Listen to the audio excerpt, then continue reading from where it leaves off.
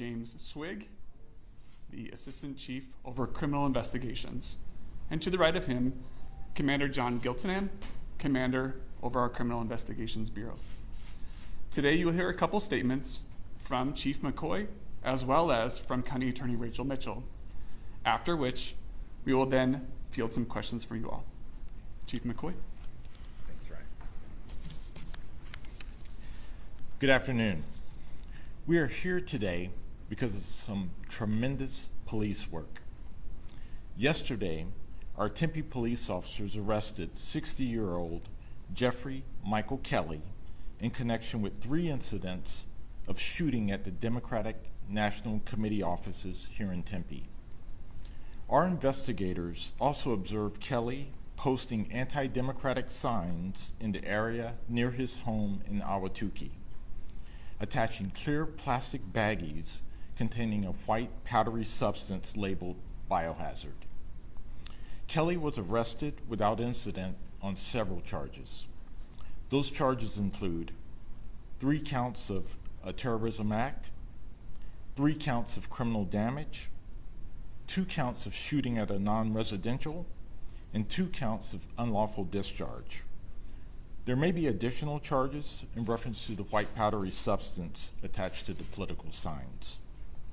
This is still an active investigation, but for the past 5 weeks, our detectives have worked around the clock, running down every lead to solve this case.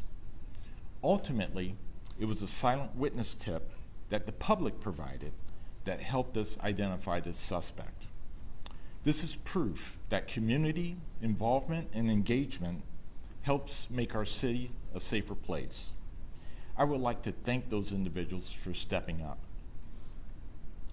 Let me be clear.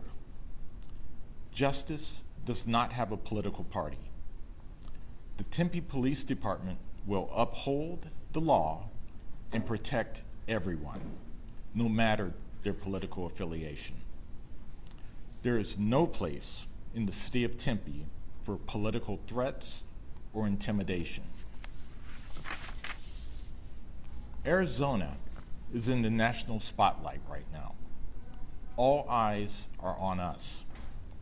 Our department recognizes the significance of this arrest, and we want to reassure our community that when you go to vote over the next 13 days, we are committed to keeping you safe.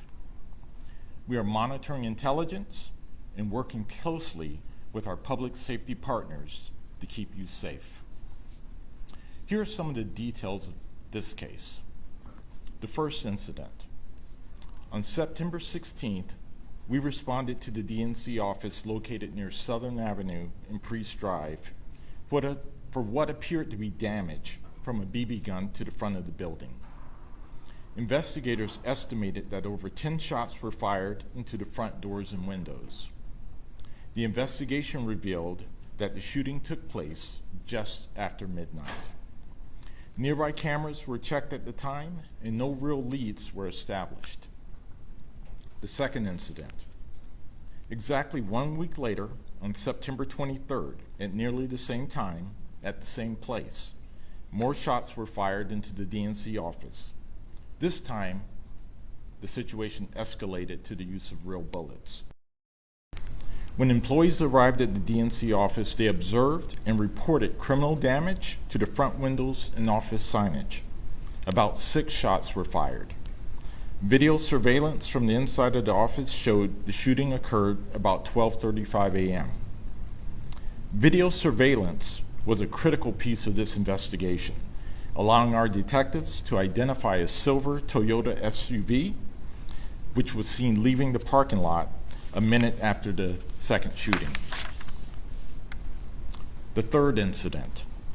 2 weeks later, on October 6th, again, shortly after midnight, a glass break alarm was triggered to the front windows of the DNC office.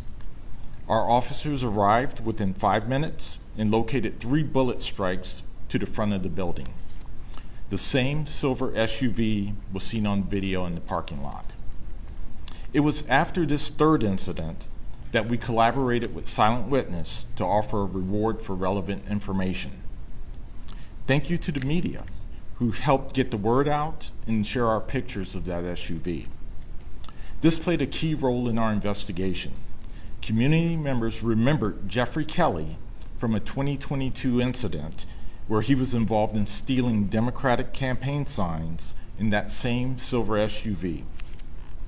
Less than 24 hours later, our investigators acted on that tip. The Tempe Police Department was able to positively identify Jeffrey Kelly and began active surveillance on him. Finally, later this week, late Monday into Tuesday morning, our investigators observed Kelly posting anti-democratic signs in the area near his home in Ahwatukee. He attached clear plastic baggies containing a white powdery substance labeled biohazard to those signs. Yesterday, we took him into custody, thankfully without incident. Right now, I want to speak directly to those who would consider using political violence or intimidation to disrupt our upcoming election. We will hold you accountable and use every resource available to us to bring you to justice. To the citizens of Tempe, if you see something, say something. We encourage you to reach out to Silent Witness, where you can remain anonymous. We hope that people can find civilly ways to solve their differences, and that the days leading up to our election and beyond are peaceful. I would like to thank you all for being here, and I would like to extend some time to Maricopa County Attorney Rachel Mitchell. Okay, that is Tempe Police Chief Kenneth McCoy, put it quite eloquently. I think we're going to hear from County Attorney Rachel Mitchell on potential charges here. My appreciation to the hard work of the police department.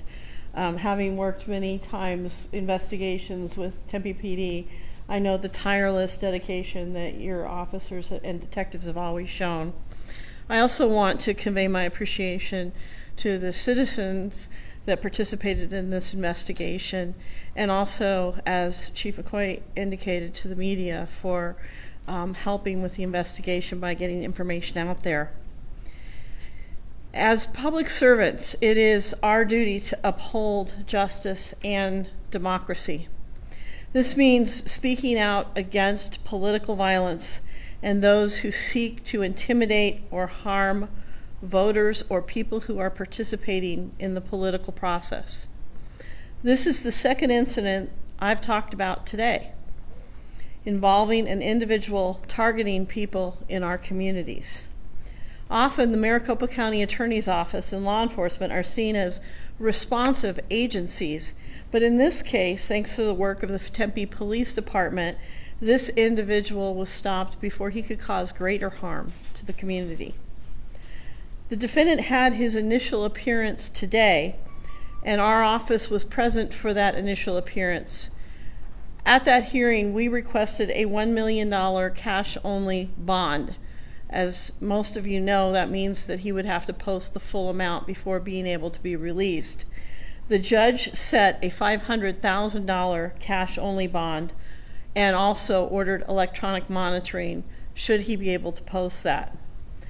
Now, the chief has already delineated the counts that are going to be submitted and considered by the charging attorneys in our office, so I will not go over those again. But I will assure you this: we will carefully review this case and make appropriate charging decisions based on all of the facts and evidence submitted. And I want to be very clear as the Maricopa County Attorney. Threats, intimidation, or violence toward political officials, no matter what party they are a part of, are completely unacceptable. These actions create fear, and they weaken the trust in our elections, and frankly, they weaken our system of democracy. We will not tolerate attempts to intimidate anyone involved in the process.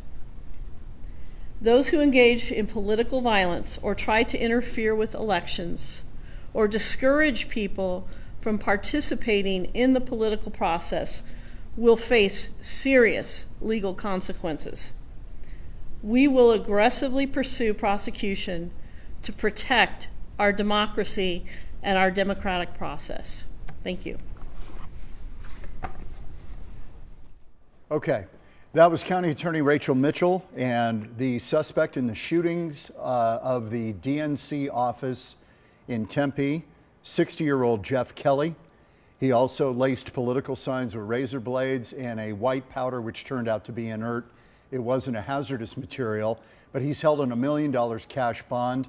We'll have much more on that story coming up at 5. Yeah, Brian Webb spoke with Kelly's neighbors, so he'll be reporting on that in the next hour. Okay, coming up next, after a chaotic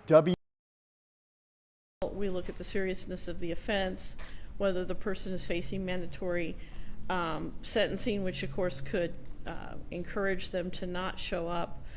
So all of those things go into it, as well as any sort of history that we have on the individual. But in this case, it seemed like there was discussion in the court hearing about imminent threat.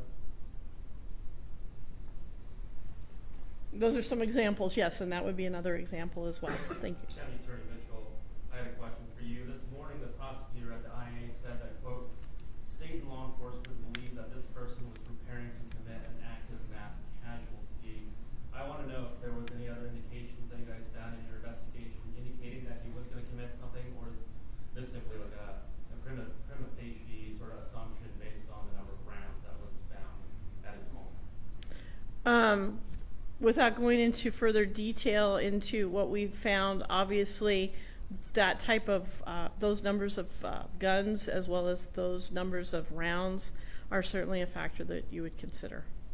Can you say when we might be able to know when that white substance is and what those charges would be if it was something that was really hazardous? I will let the chief address that.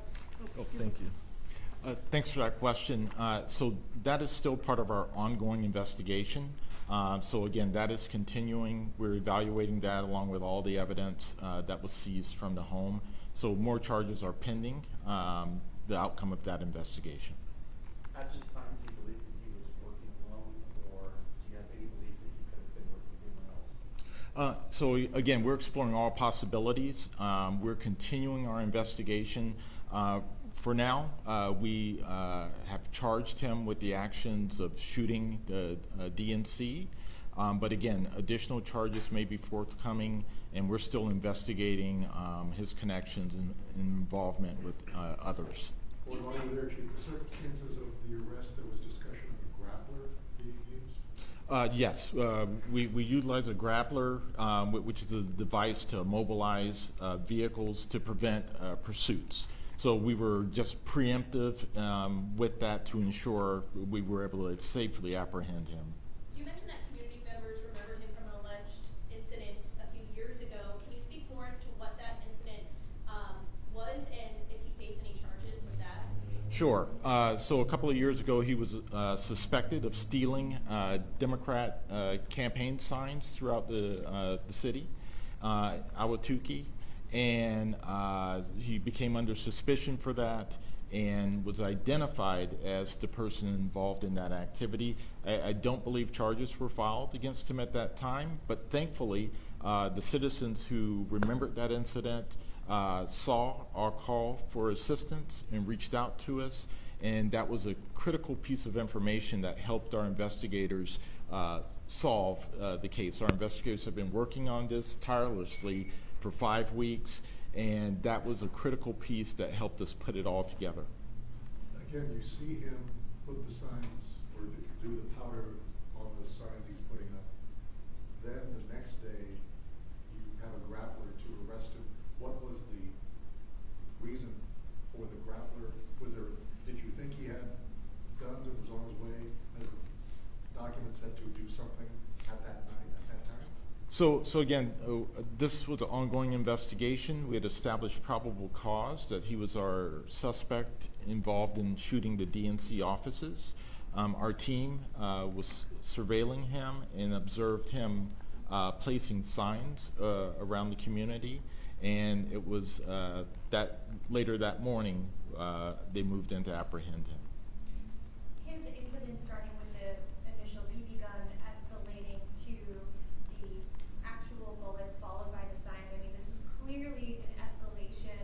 How critical was it that you caught him yesterday when Yes, you make a great point. There appears to be an escalation here in his behavior and activity and the frequency that he was out and about in the community. So I'm grateful for the diligent work of our team, being able to put all this together. I'm thankful that the community came forward with the tips that helped us finalize our investigation.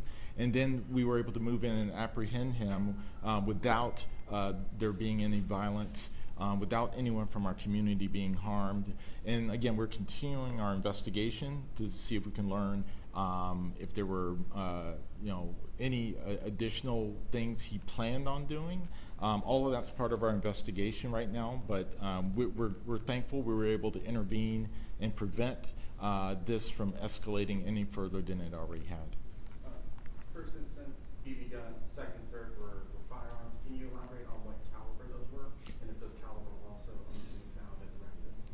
Yeah, so that's still part of our investigation. The calibers that were used and any evidence that was seized from his vehicle and from his residence, that's all part of our ongoing investigation. We're going to be doing some ballistic testing and so forth. So I can't really go into the details of that right now. Is Tempe doing ballistic testing or the feds?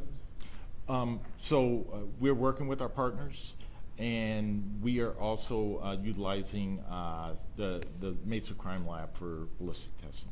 Would you be comfortable listing those partners, FBI, Tempe Police Department? Who exactly is involved? Right now, I'm not at liberty to discuss all the agencies we're working with, but we're working with local, state, and federal agencies. Why did it take so long to solve this? I guess after the initial 2 shootings, I guess you guys have no other leads except for the vehicle description, and were there no other people come forward? Right. So again, video surveillance was a key piece of this investigation. However, with the video, the video was not able to give us a identification of the actual shooter, and it was the images of that vehicle that we shared with the public that really led to our first real lead. And it wasn't until the 3rd incident that we got good enough video that we were able to share that image. And we shared it, and the community became engaged immediately, providing us with some very useful tips that our investigators immediately ran with. We're able to identify the suspect, and again, worked to the point where we were able to safely apprehend him. We have time for 2 more questions, folks. I really apologize because there was no place to park when I got here. It took me 10 minutes to find a place to park where I'm being towed. So I did not hear. Did he have his first hearing today, and is that where the bond was set? Yes, he did, and the bond was set. I don't know. $500,000 cash. Sorry. That was set at $500,000 cash only bond. Okay, 500. And electronic monitoring in the event he is able to make that bond. Do you know that his attorney's name? Not at this time. I'm not sure that that's been. Public defender, or you know? I'm not sure that that's been settled yet. Oh, okay. All right, thank you. Again, at the hearing, they discussed weapons being found in the car. Did the Tempe Police Department know that was the case when they stopped him, or were you surprised that there were weapons inside the vehicle? Oh no, we were not surprised that he was armed. Not surprising. To that extent? I'm sorry, we weren't surprised. Okay.